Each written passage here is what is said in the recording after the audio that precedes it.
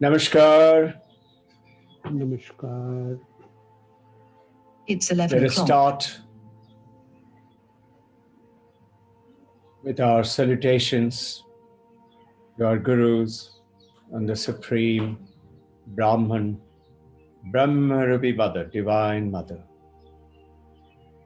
Asato ma sat gamaya, tamaso ma jyotir gamaya, amritam gamaya. Om Shanti, Shanti, Shanti. Om Shanti, Shanti, Shanti. The Mother of the Universe, the Supreme Brahman, hold our hand every moment of our life and in this session. Bless us all. We are the one who are you. We are the same existence of the water, of the consciousness as you are. Give us that realization. Bless us with bhakti. Bless us with jnanam. Bless us with sadhana. Hold our hand and take us across from darkness of ignorance, from unreal to real, and from most fearsome death to absolute joyful immortality. Om Shanti, Shanti, Shanti. Jai Guru, and may the Divine Mother bless us all. So, today's session, in my reflections, I was thinking about, we all are like the beautiful universe of ocean, and the oceanic universe in the world around. We are going along, most of us, the people who are blessed to join in, blessed to understand of Vedanta. We need to realize that everybody can't get into the path of Vedanta. You have seen how much we have traveled. Some of you may be absolutely new, and some of us have been here for more than 2-3 decades. See how much we have traveled and how much is our realizations today. So, Vedantic words are, the Vedanta does not cut the samsara, our real life, away from us, like in the ancient process of the yoga it does. In the yogi, we are advised to be silent, to be away from the distractions, to go off for renunciations of the world, like Buddha did. Buddha, after he attained his enlightenment, he was walking around through the jungle, and there was a shepherd boy of about 12 years old, given in the Buddhist script, Mahanayana. Sankappa, who's about 800 years ago, has written this. Buddha is about 2,400 or so.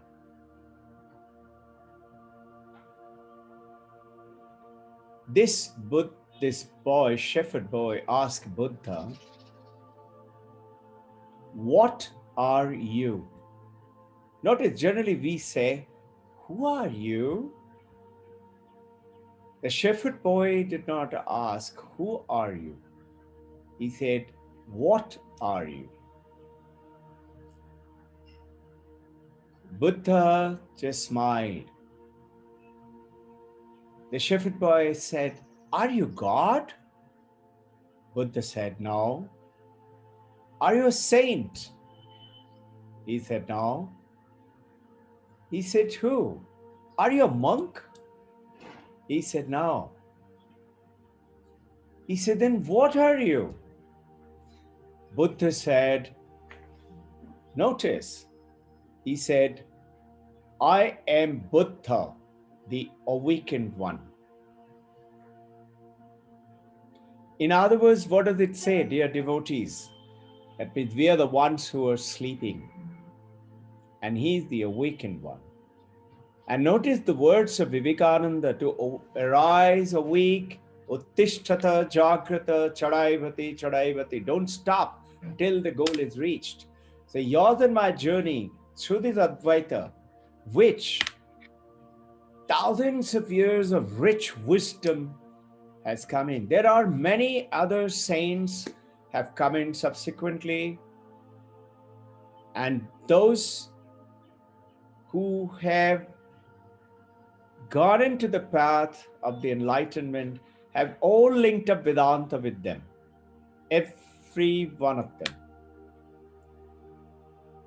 So Vedanta does not de-link us from samsara, does not cut off samsara.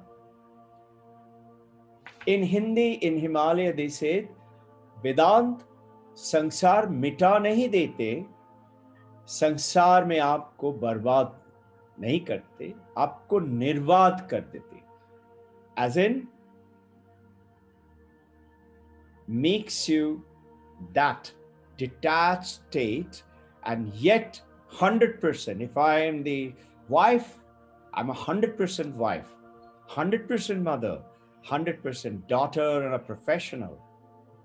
If I'm the husband, I'm the 100% son, and yet 100% professional and a husband and a father and a friend. Mark yourself in your own mind right now, or make it as an activity for the day. Mark yourself. Out of 10, 10 out of 10 is perfect. I ask you to mark yourself as a son or a daughter. How much will you give yourself mark? If you reflect very sincerely and carefully, most of us will mark ourselves between 3 to 7, 8, 9. If I ask yourself, mark yourself as a wife or as a husband, the role that we are playing, how perfect am I? If I'm perfect, I'll say 10. Most of us will mark ourselves 5, 6, 7. Ask yourself to mark yourself as a son or a daughter. And as you keep on the 5 or 6 important roles that you play in your life, you will see our averages will be 5, 6, 7. Somewhere we may be 8, 9, 10. What Vedanta is saying, you are a 10. Even if you're not right now in the exact life, you are a 10. So supposing, how does that help me? Think, I'm the wife waiting to go out for a marriage party. Husband is rung me up. I'll be there at 8:30. Keep my dresses ready, and we'll leave at 8:45. I'll just come, wash my face, wear my suit or whatever the dress, and we'll leave. So you're naturally, you're a good wife, you're ready, and I have kept everything ready. I'm the wife. Husband comes, but not at 8:30, 8:45, 9 o'clock, 9:15, 9:30. I'm ringing up, no reply. And now 9:45, he comes in. Think, how am I going to react if I'm a 4, 5, 6 wife? Naturally, either I would sulk or I'll take the machine gun and do da da da da da da da. This is what happens in so-called in life, isn't it? But if I think I'm not, but if I think that I am a tenor, I'm a Vedantist, aspiring Vedantist, I would say I'm a 10. So how would I deal with it now? I would smile and I say, welcome. Come on, something must have kept you really busy. We'll talk about it later. Come, let's get ready quickly. My husband is going to be peaceful, happy, and he must be also coming with great guiltiness in his mind because of whatever it kept him. Must have been something serious.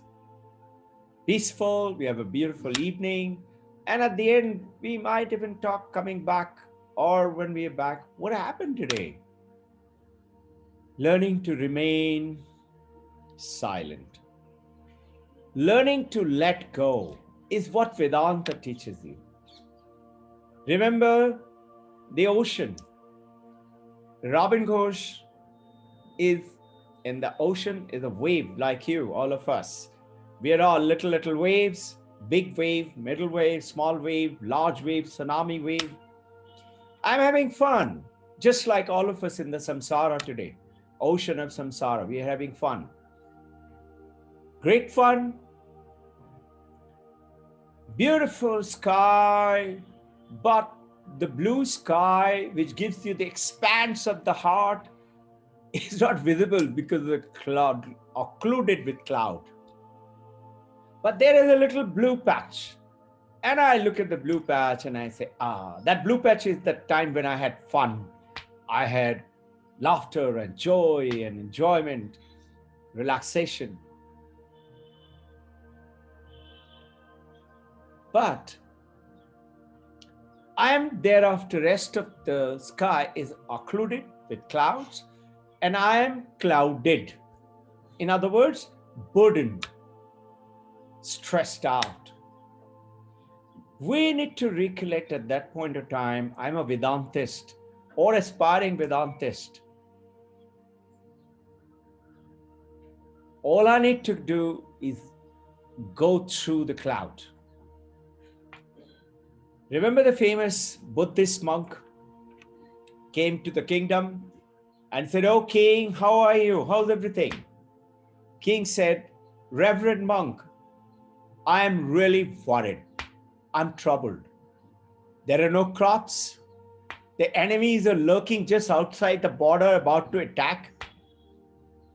I'm day and night training my soldiers to defend the kingdom. My ministers are all siding up with the enemy or corrupted. My son, who's supposed to take over, is not interested. He's having just fun and merriment." The monk said, "O king, this too shall pass."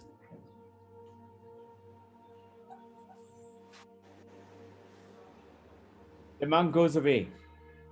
I don't think king believed it. It is like the other day I was talking to a monk. He was about 95 years old. And I kept meeting him year after year. He became 100. He was in Pune, Ramakrishna Mission. And when I met him, he said,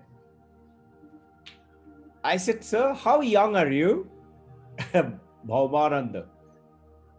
He was the president about 10 years before that. And after that, he kept staying there, but he stopped acting. But he kept on meeting people. So I used to go and meet him, me and Sharada. He said beautifully. He said, I asked, "Sir, how young are you?" He said, 100, not out. Joyful, happy, not bothered about death or sickness or disease. And he lived a pretty good life.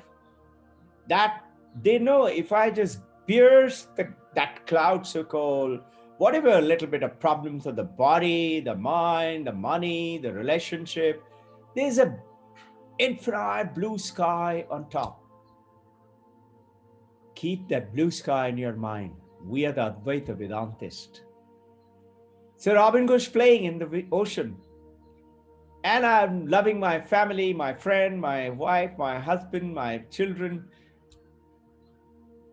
and my friends.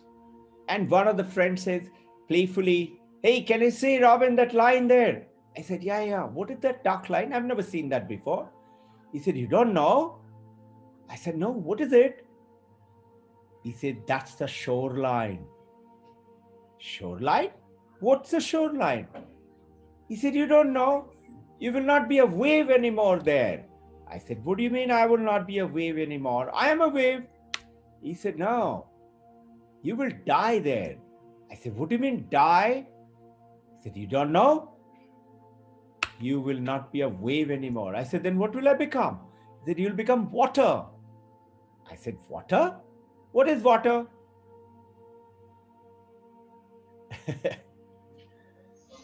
He said, "You are water.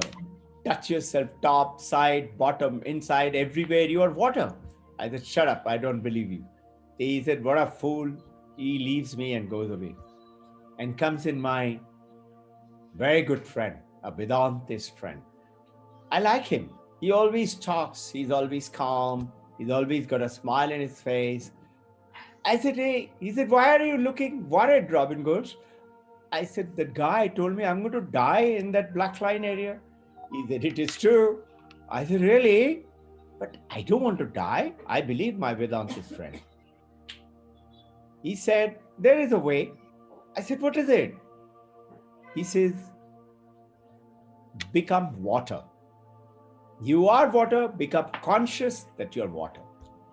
You and I need to become conscious that we are the supreme Atman, consciousness, Sat, Chit, Ananda. We are that Ananda.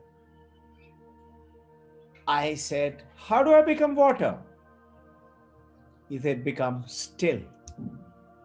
Imagine an ocean, chirpy, big wave, small wave, bubbles, froths, and suddenly I become calm. When I become calm, what happens to me, my status as the wave? I merge and become the same as the ocean. No more chirpy wave because I'm calm. No difference between the water of the ocean and me. There may be 20, 30,000 feet of water below me and me on top. And now I merge. Now, can you tell me, thing, you and I have become calm with the ocean. Now, where am I?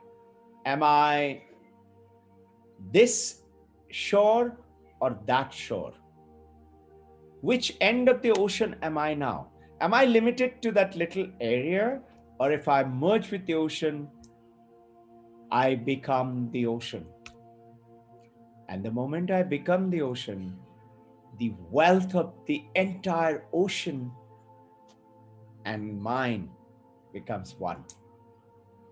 The wealth of the entire universe becomes you and me. And I suddenly realize that every other wave and the bubbles and the froth, whether tsunami, small wave, or medium range wave, we all are one water.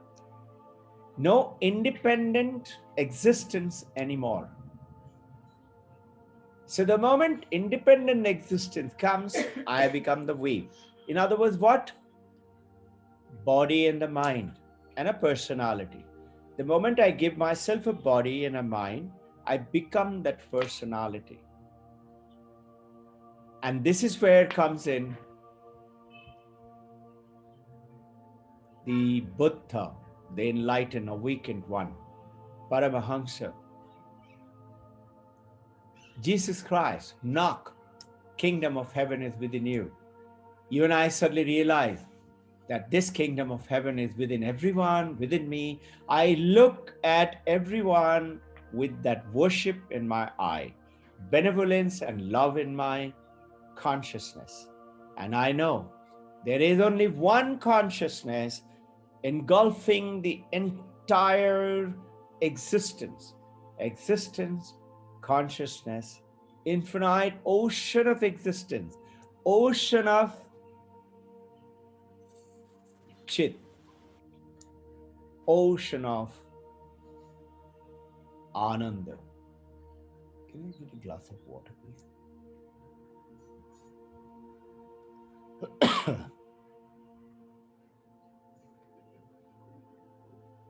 We had the sessions, the last two,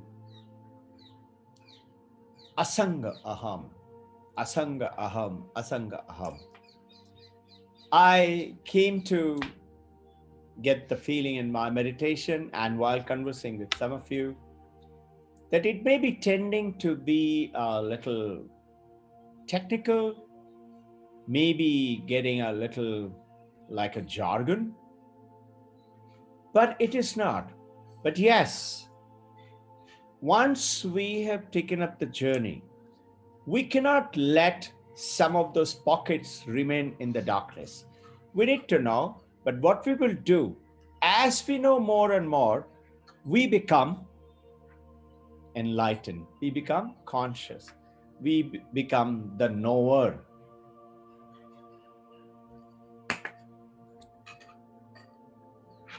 Drashta and Drishya, knower and the known, seer and the seen. Recollect, Apurukshanubhuti. The moment I am the knower and I am the known, there is no discrimination then. Our journey is to see how can it be. Actually, Vedanta needs certainly studies.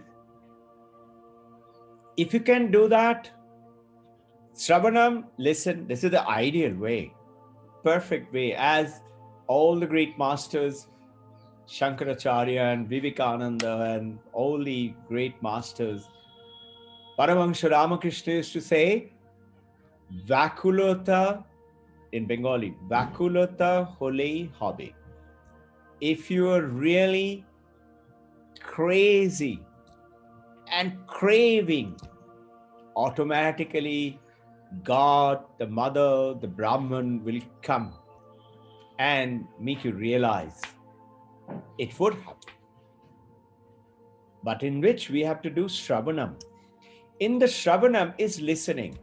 So in the Buddhist religion, they talk about don't listen like, and they talk about 3 examples. We have shared before, remember it again. Not like an upside pot. If the pot is upside down, if I put the water will follow the pot and just go away from the side. It's not going to be held. So the knowledge would go away.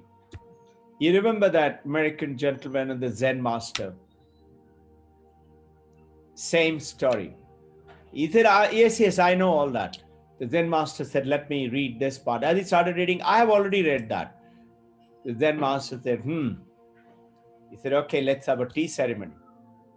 He started pouring tea. So the American gentleman's cup, where it got filled, he looked up at the Zen master, but the master kept pouring. And the American guy said, sir, what are you doing? It's all pouring, spilling all over. The Zen master smiled and he said, your cup is full. It needs to be emptied. So upside pot is with that kind of an attitude, I know everything. Mind is absent, not focused. The other is right way up, but has got a hole in it.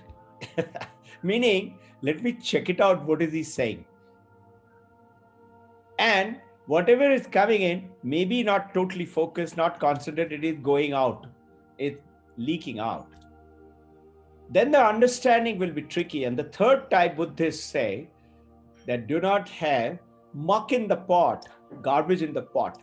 So even if I put water or milk or holy water, it's going to be polluted with the garbage. So it will get polluted with what I think I know, what I think is the correct one. But it does not mean that do not ask question. Shravanam, Mananam. Mananam means reflect, ask questions, study more, ask questions till it is clear. And then whatever the clearing thought, get on to meditative state on that. And when you do that, when you reach that status, automatically the learning is complete and our doubts will get cleared away. How can it not? I always say, if If anyone could do it, why not you and me? Words of Vivekananda. It is not, he says, it is not the birthright of Vivekananda, Jesus, or Buddha. It is yours birthright too. So it's yours and my birthright too. There's a beautiful young 10-year-old boy is asking one monk, "Sir, whenever I go to speak, I get very nervous. Otherwise, I'm a good speaker. But when I have to face my class or the audience in an annual show or something, I become very nervous. I start sweating." So the monk told him, "You know about Vivekananda?" He said, "Yes, I keep reading him." He said, "When you go to speak, don't think you are speaking. You think Vivekananda is speaking through you. You are Vivekananda. So why can't you and I think when we sit down to meditate, it is Vivekananda who's meditating through me. Asanga aham. I am totally detached. It is Swami Vivekananda through me is meditating. Through me is doing the practices. Through me is talking, writing, reading, asking questions." Can you imagine what a powerful mind is that? And that powerful mind is not any separate consciousness. It's the same consciousness. It was there about 150 odd years ago. That consciousness has not gone. It is like this light. Little while ago, light was on. None of us were here. We came in. The light is reflecting on us. Little later, we will go away. Light will still be there. Same thing is with the consciousness of which an infinite or a little packet is Swami Vivekananda, Jesus, or Buddha, or Paramahansa, or Paramahansa Yogananda, Lahiri Mahasaya, Babaji. And they all are there, Sarva Vyapi Anantam Advaitam, with us. And that is where, when you sincerely, with Vakulata mind, with the true searching mind, Mumukshattam, Mumukshattam, Mumukshattam. I'm not going to give up with my titiksha. I'm going to persevere. You will understand. How can we not understand? Mark you one more thing. In my meditation, when I was asking, some of the doubts were coming up, which are very nice. We will talk about them as and when. And do please go ahead, formulate your questions right now. You might like to write them down. Those doubts need to be cleared, but they're not to occlude us, to give us a feeling that I don't know much. Absolutely wrong. Wherever we're starting from, yes, we are not there. But the fact that if one person can go there, you and I can too. We will. With that, remember, if I need to drink a bowl of soup, I don't need 6 spoons. I don't need to try this one little bit, that one little bit, that one little bit, and that guru little bit, and that process little bit. It is not necessary. Who has, dear devotees, connected us? Who has brought this Vedanta into our consciousness? Who has? Some of us have traveled, some of us are right now across the ocean. Whether in Canada or America or Philippines or in India at various places. We have got connected, and that connection cannot happen without the supreme force of the consciousness. Existence, consciousness, infinite ocean of existence, infinite ocean of consciousness, taking us to infinite ocean of Ananda. That is Sat Chit Ananda. That is Ishvara. Taittiriya Upanishad, chapter 2, verse 1, is talking Satyam Jnanam Anantam Brahman is the definition of God. We shall deal with it subsequently. Today is not the topic. So let us do a little understanding of, we need to let go of those mind which is clobbering us, making us feel small, restricting us. And you notice something, the spiritual practices always take the last priority. But spirituality is, as the great masters say, is the biggest science. It is not lack of money, resources, property, relationship, inward happiness, external happiness. It is not lack of them. It is only disconnection from spirituality, the highest science. Only thing, the Western science is the science of the external world. For example, Isaac Newton discovered forces of gravity. Where was it? I think it is around 1697 or somewhere, 16th century. Dwapar Yuga started 1595, after Dwapar Yuga. By the way, most of us think we are in Kali Yuga. No, please read The Holy Science by Srishi Yukteswar Giri. We are in Dwapar Yuga right now, information age, IT. IT is information age, IT time, no? So, during this time,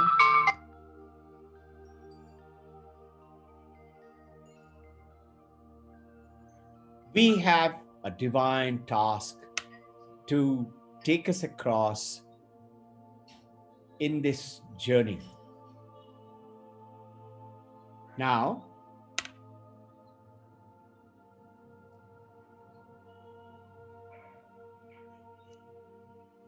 not to feel at any time down. We have to become nirvad. So if there is doubt, a question, ask a question, study a little more, ask another question. So what? So remember that monkey in the story? The monkey who used to come down, and when the farmer, alone farmer, no family, no mother, father, children, wife, he used to go to work in the farm. The monkey will come down from the tree and come and steal the food and the fruits. A very famous Vedanta story. We need to learn from that story something very simple message. And this farmer got really tired of this monkey. He didn't know how to protect it. Whatever process he took, monkey was too smart. So he went to a monk, and the monk gave him an idea. He got a big jar, but with a small neck, little longish neck. And he put the bananas one by one inside, and whatever fruit was inside. And the monkey came when the farmer left. He didn't even put a stopper, cork. The monkey came and he was very happy, nobody there. He put his hand inside and caught the banana. And as he caught the banana, the hand became like a fist. And he tried to take out his hand. He can't take it out now because the neck was too small. It is caught on. He's trying to take it out. He can't let it come. He's stuck there. He's screaming. He's trying to fight. Heavy jar. He can't even move it. And the farmer came back. He took a cane and thrashing the monkey at the bottom. Monkey screaming, but he can't take out his hand. Why? You know why? Because he wouldn't let go. He wouldn't let go of the banana. So let me introduce. Where is the one? This one, yeah. How do I go? Full screen. This one. This is the monkey. So, dear devotees, learning to let go. All he has to do is just let go. Let me share the screen, a few more slides. I am hearing that quite a few of us are tending to get a little confused. It happens with everyone. Nothing to be worried about that. With Upadhi and Adhisthana and Vivarta. So, let us go through. Where is my screen? I am not in this way.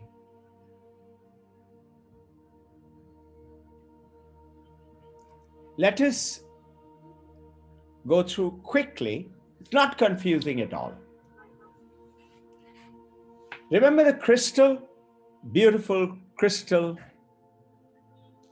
crystal clear, very costly, expensive crystal, Swarovski crystal. No, even better than that. From north of Badrinath, very powerful Himalayan crystal. Now, if I put on the other side a red rose or a yellow rose, what does the crystal suddenly looks like? Absolute red rose. So what happened? Upadhi means it appears to transfer its property, but not real. Appears to transfer. So the crystal to me from my side is looking red. Or if there is an orange color flower or an orange juice at the back, it appears to be red. Remember, Peter Jackson, famous Buddhist monk, he took a picture and sent it to Sarvapriyananda. He was talking about this, he mentioned it. This Peter Jackson, as he sat down on the breakfast table, as he sat down, he found a glass of water and an orange juice. Orange juice was right behind the glass of water. And he got confused. He said, why two orange juice? And he realized it is not. It is one glass of clear water. Behind that is the orange juice. As it happened. So he took a picture and sent it to Swami Sarvapriyananda. And Swami Sarvapriyananda said, fantastic picture. It looked two orange juice. It appeared to transfer. So what is it doing? It appears the moment you and I say, this is my mind and this is my body and this is my personality, I appear to transfer those qualities of my body and the mind and my name and the form and the function to absolute unattached I am. I am is the supreme consciousness. But that get confused now with that Upadhi. Upadhi property makes me feel I am this body and I never forget it. So something happens to my body. If it has got joy and happiness and great food and I'm enjoying, I'm thinking, wow, I am enjoying this great food and great fun. If it has got sickness or disease or headache or fever, or I am the one who's suffering, or a bad relationship or loneliness, I am the one who's suffering. Same thing with the mind.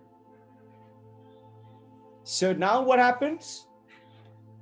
The Sat, the infinite ocean of existence everywhere.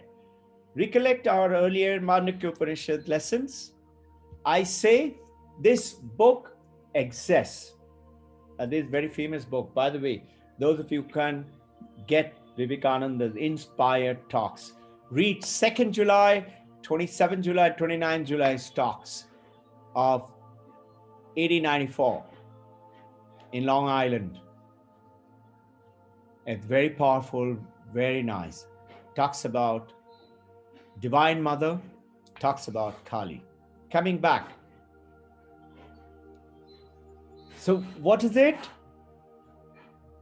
It is the infinite ocean of existence.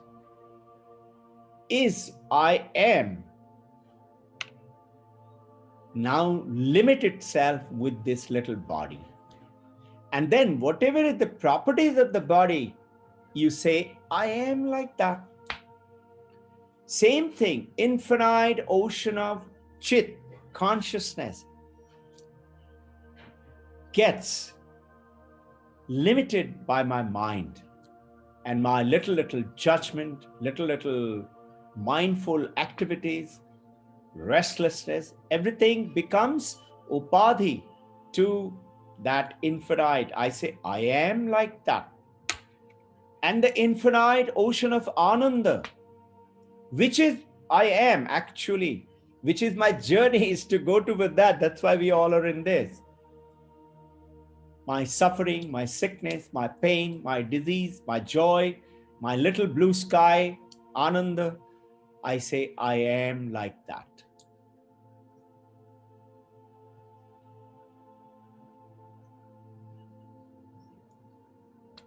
Problem. So then comes, look at this light. Light is infinitely, always unattached. So asanga aham, I am doing in my practices, asanga aham, asanga aham, asanga aham. Before you start your meditation, repeat it throughout the day. Whenever you feel, sit still for a while. Just before lunch, sit still. Just 15 seconds, not too much, or 15 counts. That will be maybe 30 seconds. Asanga aham, asanga aham, asanga aham. Puna, puna, puna, asanga aham. I say to myself, I'm not attached. You might say it's easy for the monks to say that, but we are attached. We are attached with our work, we have chores, we have things to do, we have targets to meet, things, relationship, problem. My daughter and son is expecting this. My wife, my husband is expecting this. Easy for the monks and those who are left the santaras to say. Absolutely wrong. We think we are attached. Who is this we think? Is the mind. And that influences the body to say we are attached. We are not. So remember the example of this end of all attachment, the mother, young mother to her child. Even if this child is a baby, 6 month, 10-month-old baby, mother's hand, which was always patting the baby, when she goes off to the deep sleep, her hand falls away. And she does it very happily.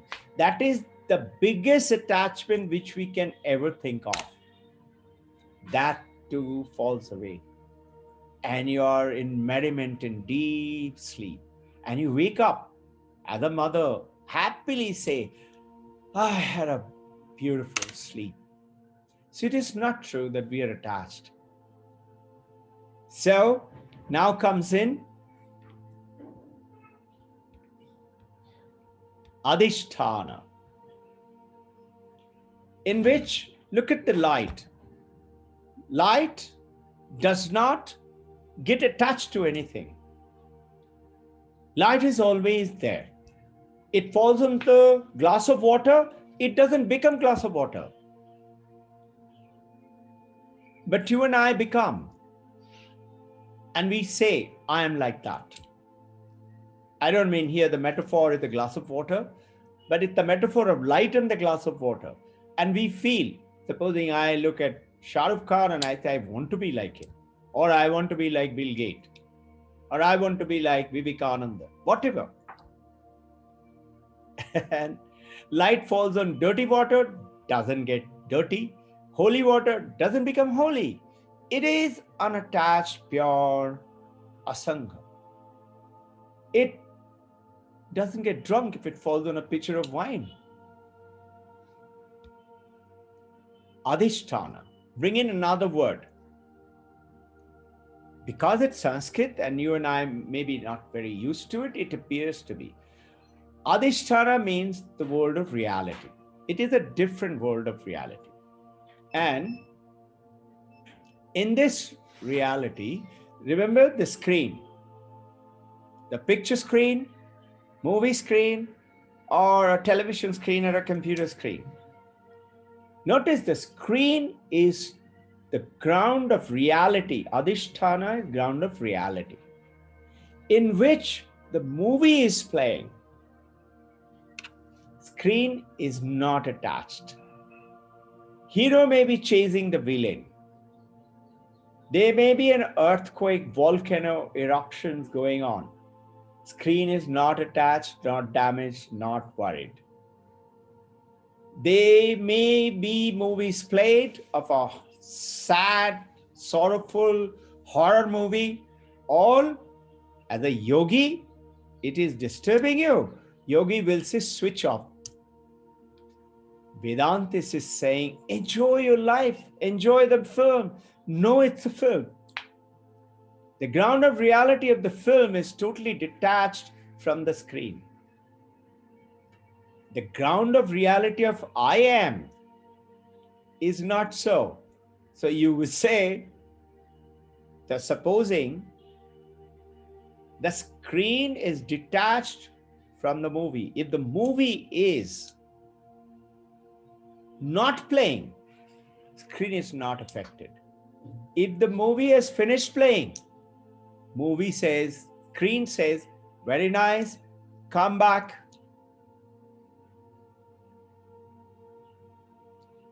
We will play tomorrow again.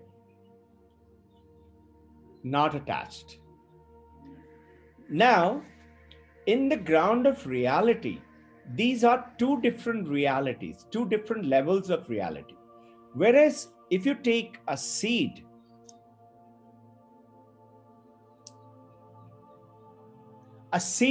reality going into a plant, it is in the same reality. A milk becoming curd or cheese, paneer. Makhan Chor Krishna, remember? The moment we talk about cheese and milk, all of us remember only Krishna, no? Nadkhata Krishna, Gopal. But notice they're in one reality. They're not different reality. So now, I am, when it is getting attached to the body and the mind, I get that same suffering and say this is who we are. But if I'm not attached, I know I am the reality of the water in the ocean. So the statement, the waves, the ocean, the bubbles, the froth is made of water, contains water. That means as if that water is one existence and the waves and the ocean is another existence. For example, this glass of water, there is water inside and there is a glass. So if I say water is in the glass, water is in the wave, in the water in the glass, I can take the water away. The glass will remain. But I cannot take the water away from the ocean or the wave or the bubble and the froth, and the ocean and the bubble and the froth remain. We come back to these Vedanta examples again and again and again to bring in this clarity. So now one more crucial comes in Vivarta. In this Vivarta, the water and the waves is the Vivarta to, Vivarta means appearance. It appears in real life too, but in appearance in the rope and the snake. Snake is an illusionary, appears, but it's not real. Same is in the mirage. The mirage appears because of the desert. So the mirage is a Vivarta, appearance of the illusion of the oasis of the desert. If the desert of the oasis is not there, there will be no mirage. If the rope is not there, the snake wouldn't be there. What is the relationship? Now bring in Upadhi and Vivarta. I consider I am this body. I am is the reality. The I am, like the crystal with the rose at the back. The body and the mind is like the rose. The I am is the crystal, totally unattached. now appear as I am the body because of the Upadhi. It gives a wrong impression. Now, Vivarta gives us that I am this body and the mind, and Vivarta, I am, needs to understand I'm appearing as that, but I am not. I am is ever pure, ever unattached. And the moment you do that, first sentence of today's session, I am Buddha, I am the awakened one.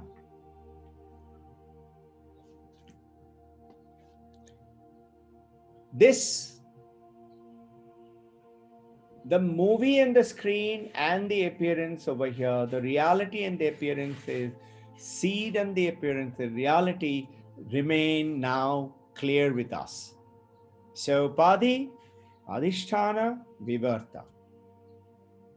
Clear with all this? Now, I would like you all to, because of the Vivarta, all this confusion takes place. So Shankaracharya has brought in this beautiful analysis for us. It's not just simple. Vivarta sounds very Greek, Sanskrit, because we don't know. All it means is appearance. Adhisthana means it's the reality, ground of reality.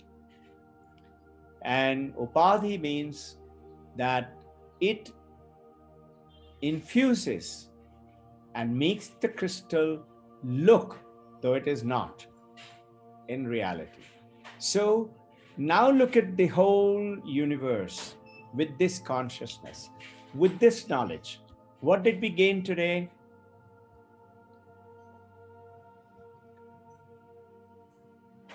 Our dream sessions. In the dream, is it really real? What we are talking about? Is it possible? See what is happening in the dream. I leave my body and my senses behind and I go into dream. From Jagrat, awakened state, to Swapna state. And there in the dream, I have a different body. I have a different mind. And whatever is happening in the dream, whether I get lots of money, I got a beautiful relationship, I am having a party, fun, or I'm being chased by tiger, lion, or I'm being put into a terrible misery, or whatever. And when I wake up, I say, oh, it was only a dream. This dream is being referred to by all the great masters, Shankaracharya, Adi Jagat Guru, down to Vivekananda and all the monks of today's Vedantist, telling us that our life, this so-called, what we call as real life, is that dream.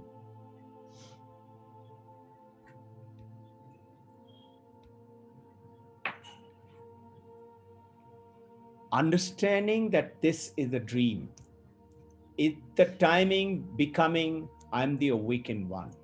Repetition, repetition, repetition. Whenever your mind is very disturbed, very anxious, whenever you're finding troublesome time and in an awkward situation, just take 15 seconds or 15 counts, 30 seconds. First 5 to 6 breaths. Just close your eyes, cross your hand in this special mudra called Dhyana Mudra or Jnana Mudra, right over left. In case there are people around, just put your hand right over left and mindfully do this in your mind. Even that would do. Take deep breath in and deep breath out. Breathe in calmness, breathe out what is bothering you. And then the next 10 to 20 counts, Up to 30 is good enough. If you do longer, it's good. Feel as you breathe in, gentle breath now, not long breath, gentle breath. Just feel the coolness. This is called awareness breathing or mindfulness. Mindfulness breathing and meditation is very famous now all over the world, particularly in the Western world, America, Europe. Breathe in, feel tiny, cool feeling inside the nostril. Not watching the breath, but feeling the coolness, awareness of the coolness. Forget the breath now. That you were doing in Kriya Yoga. When you breathe out, feel the warmth of the breath. Only that much, only that much. And do that for 15 to 30 counts and just watch how calm and peaceful it would feel. And then sit still for another 15, 30 seconds. Little longer is better. If you can, make it a process throughout the day while traveling, while on a traffic light crossing, you are driving, but just be still. Be still. You're aware, you're awake. You're looking at the red turning into orange and green, or green, you watched it turn into red. Just be that. Wherever you are, be still for a while and just watch how beautifully the moments would change. We are going to take on in the next sessions. We keep talking about God, God, and God. What is God? How do you define God? Who is God? Where is God? If God is there, if He is Sarva Vyapi, Anantam, Advaitam, He is there. He is there right now, here. Why can't I see Him? We'll talk about that. Is one choice. And the other choice is you choose. Who am I?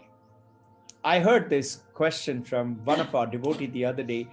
All right, sir, but what is this? Who am I? I thought I'm not my body, okay, but I'm my mind. So, which one would you prefer? Choose. And now I would like you to open up. You can switch on your mic and please go ahead and ask questions. Yours. Please go ahead. Is the state of silence going to help us Say it again, please. Loudly. Is the state of silence going to help us in the journey towards self-realization? And there are three questions I have.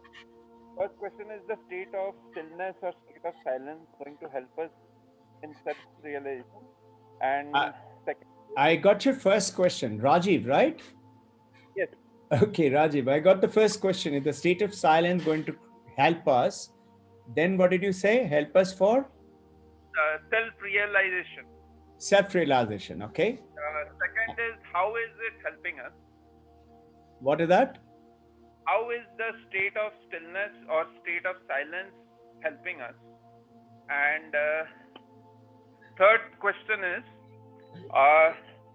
how do we keep continuing? If it is helping us, how do we keep continuing our progress towards self-realization in a state of activity as well? Yeah, it's a very good question. And it's a big question. Some of you may have felt it sometimes. I'm certain you have felt it, each one of you, because that's how we are here. It had happened to me once. I remember that vividly, though it does keep happening. You would certainly find, despite you are in the vivid, maybe in a fish market or a vegetable market, suddenly you're absolutely switched off from that scene. One part of you is working, but you're absolutely silent. And then it had happened once, I recollect. It was after the visit of Kedarnath. We spent a beautiful time. And when we came out and we were looking at the mountain, I looked back at the Kedarnath temple again, and suddenly that beautiful stillness came. It lasted for a few moments, maybe 5-6 seconds. but it was beautiful stillness. And whenever the other disturbances arrive, I always recollect that stillness and hold on to it. Now, first question, does it It's help? 12 o'clock. Absolutely. Because what is, after all, what is meditation and what is samadhi? In the yogic term, what we are doing, Rajiv, we are going beyond mind.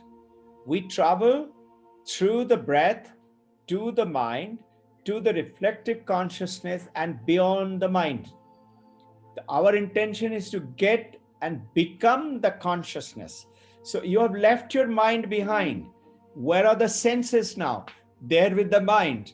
So you leave the body. Read this. I would recommend this book. I think it is on 29th of July, 1845. Vivekananda is talking about how when you go beyond the mind. So what happens? Senses all are left behind. You're absolutely still. And that's the samadhi state. Our journey is to, in Himalayas, they call it, man ke paar chale jao. We have spoken about this few days back, called no mind state, beyond the mind.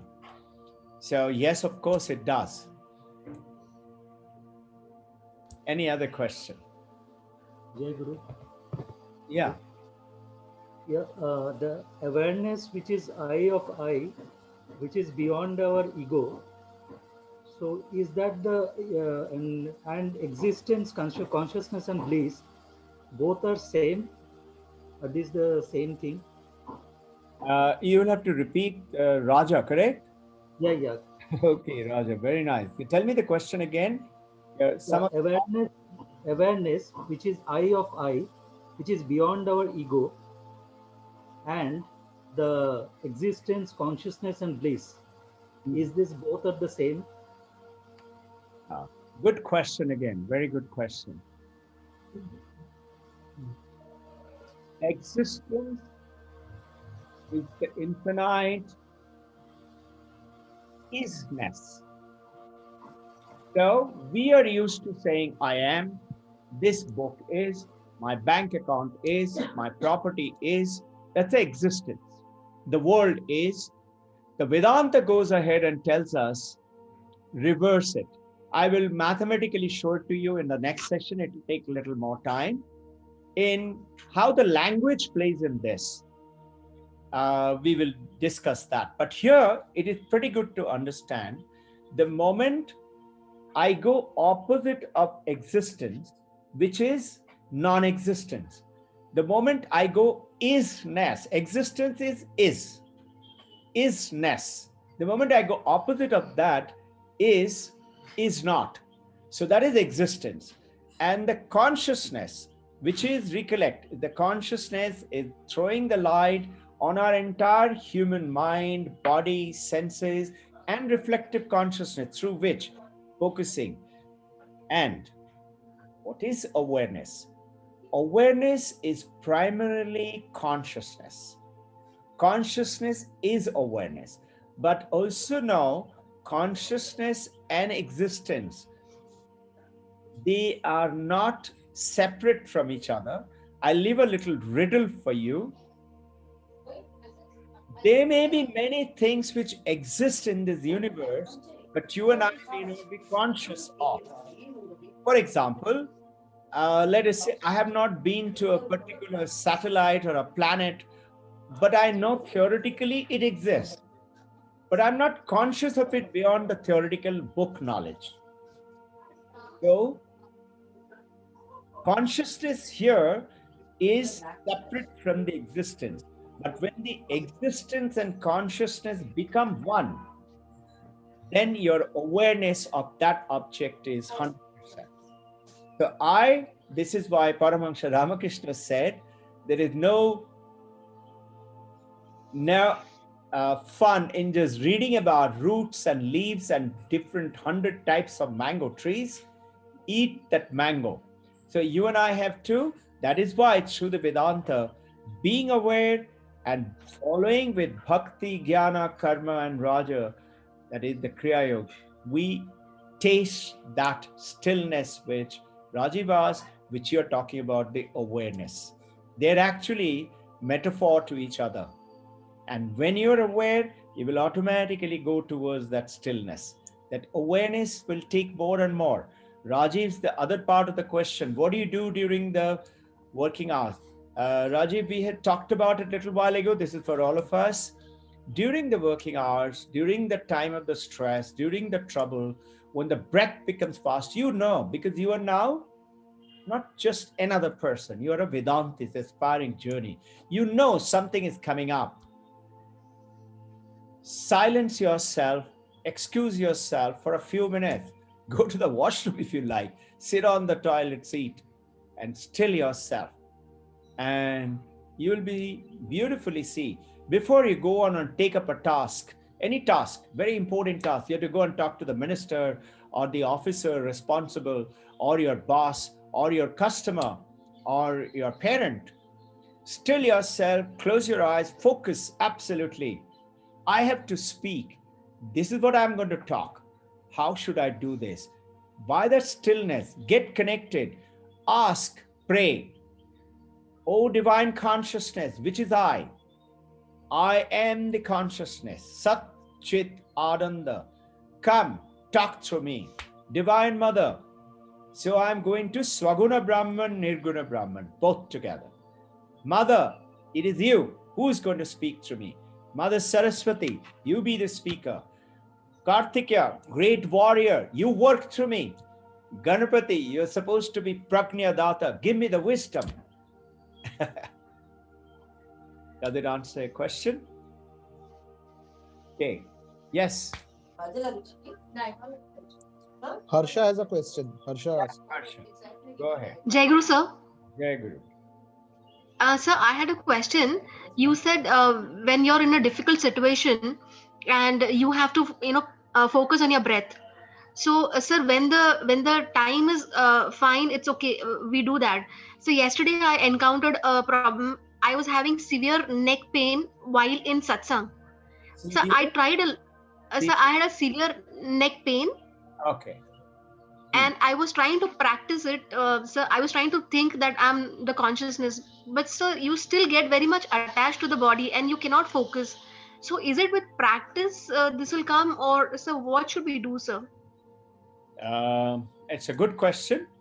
This is a real life situation where, let's say, sometimes when you're sitting down for meditation and your knees start paining, or you feel very restless, first and foremost is train the elephant, train the mind.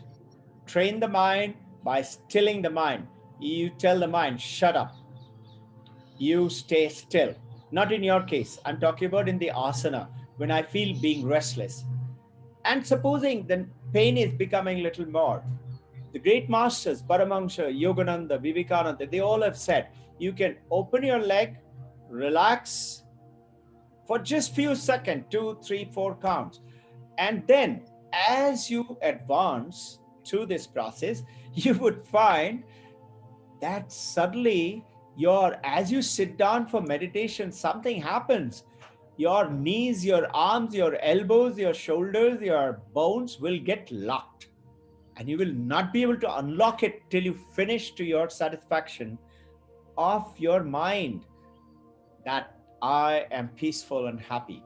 In your case particularly, when it started paining, there must be something which was, what kind of a pain was that and what action could you have taken to release that pain? And this pain I'm talking about, the body. Now the body send the energy by breathing in supreme consciousness, Sat, Chit, existence, consciousness, and Ananda. I'm breathing in the supreme power of the universe, and I'm sending it to that spot.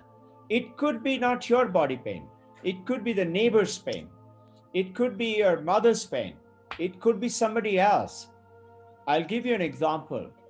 This happened in New York, one priest, he was traveling and he found there was a big gathering. So he stopped and got down to go and see. There was a man who had met with a motorcycle accident on a road, and his helmet had flown off, head is bleeding, and apparently they were thinking he's dead.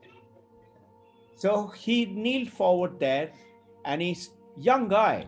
The priest says, and it is recorded, by the way, you all can hear it. It is narrated by priest Joel. Joel, he's in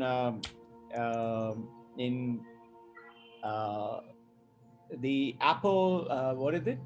What is it? Apple iTunes, right? Apple iTunes, YouTube,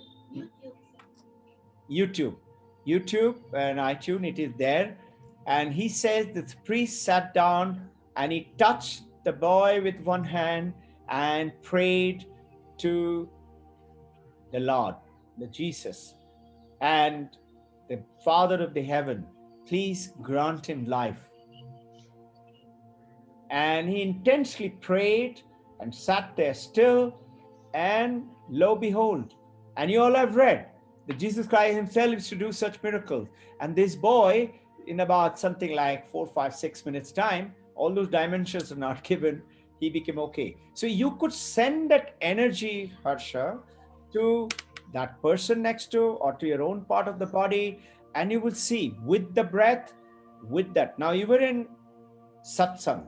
You could easily follow with your eyes closed, follow that breath technique. If it is in a crowded street, crowded place, you would find, seek, third process, help with the prayers. Please help me. Seek help. And you will find, you will get called intuition, inner guidance, inner tuition, guidance. A tutor would come and say, do like that. And you will find a connection. And this connection is when you're in Samadhi, you are the connected one. You're already 240 volt.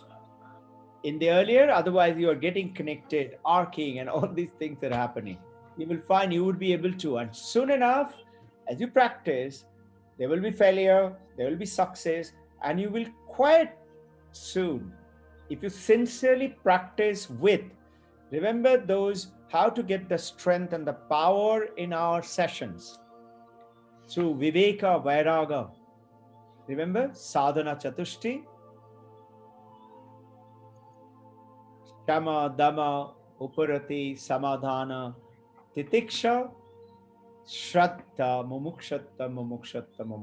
It empowers your mind to get more focused, to do all the three questions, to be able to send that energy, to be able to isolate, go beyond the mind. Any other doubts? Yeah, this is Swapnadeep here. I would want to ask that we understand it was very lucidly explained when you explained us Upadhi, Adhisthana, and Vivarta. And we understand that we need to go above it. It's basically the reality. But my question is that, say the Turiya state, which is the ultimate state, and from the awake, sleep, dream, and the deep sleep state, which are the existence states, if I can put the word rightly. So is it that we need to exist in two dual platforms, that there will be a existence level, which is the conscious level, and then there is the Turiya level, which is the subconscious or the superconscious level, or how does it happen? Okay, very good question, a very deep question. This is Swapnadeep, is it? Yeah. Okay, very nice. Understanding from the Mandukya Upanishad, 7th Sutra, it talks about what appears to be the waking state, what appears to be the dream state, what appears to be Sushupti or deep sleep state, are all actually, in reality, the appearance of the silence, which is Turiya. Turiya, though it is called Chatushtam, Turiya means Chaturthi, Chatushtam, but actually they're all non-existent. Only existence is the reality is Turiya, and Turiya is we are, and in which we cannot call these others as the existence. Because existence, the moment you start to put it into a shape like Swapna or Jagrat or Susupti, you are giving it a form. Okay. The moment we give an existence form, it is not existence anymore, because existence is infinite. Infinite. It is not, it will become finite the moment I give it. So it is okay for you to tell your mind to understand it that way, but it is not the truth. The truth is existence is infinite ocean, and so is the consciousness. And the consciousness is the Turiya. The Turiya, the consciousness is I am. And there is no other state. All other states are dream state, whether Jagrat or dream or deep sleep. They are all called dream state. In compared to I am, which is the Chatushtam. Okay. Okay. Okay. So let us call it off today. Go ahead with a wonderful week. Let me do the prayer for all of you. Om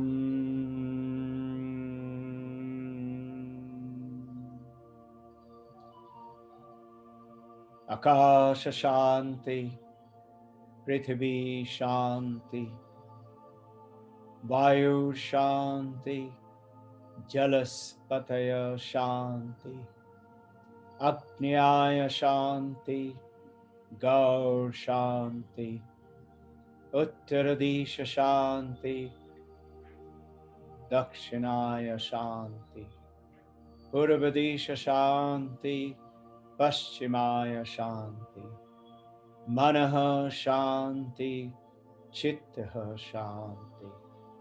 Om Shanti, Shanti, Shanti. O Divine Mother, the Gurus of the world and the gods of the universe, Swaguna Brahman, Nirguna Brahman, Sankhya philosophy, Advaita philosophy, make it all as one, and we are blessed that the Supreme Brahman, Divine Mother, has given us a powerful session today through which each one of us have learned some. May we be blessed to realize this through Nididhyasanam on our own and make it our own learning. Jai Guru.